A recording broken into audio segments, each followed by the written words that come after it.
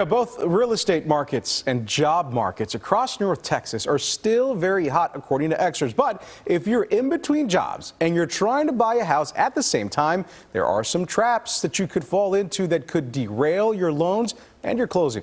A local realtor I spoke with explains how to navigate the deal while transitioning jobs. According to the Bureau of Labor Statistics, Americans are transitioning jobs at a never-before-seen pace. Recent data by the Bureau shows during the pandemic, 4 million people across the country quit their jobs every month in search of better-paying gigs with more flexibility. That trend has been seen in North Texas, and it's crossed paths with another hot trend, home buying. Todd Luong is a realtor with RE/MAX DFW Associates. If you're looking to buy a home during a job transition like that, there's definitely a lot of things you definitely need to watch out for. So let's dive into his advice to avoid disaster while trying to buy a house and start a new job at the same time. His first tips to clients who are in this boat is to be upfront about your situation.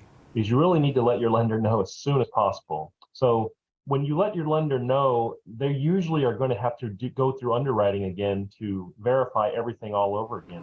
At issue, he says, is verification of income.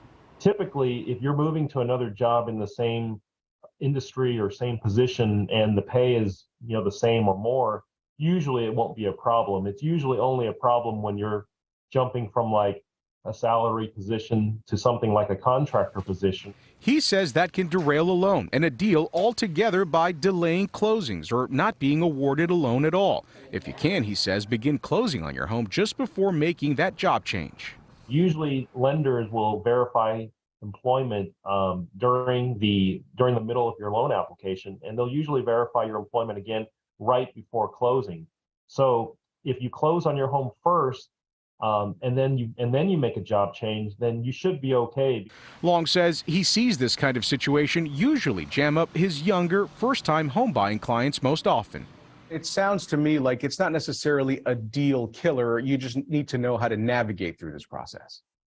Definitely. It's not a deal killer at all times, but you definitely need to be very careful about how you handle it and make sure you communicate with your lender and communicate with all parties and, even your real estate agent. Another thing to watch out for, he says, is overextending your credit. He says it is a common mistake that people make when they're switching jobs and trying to buy a house at the same time.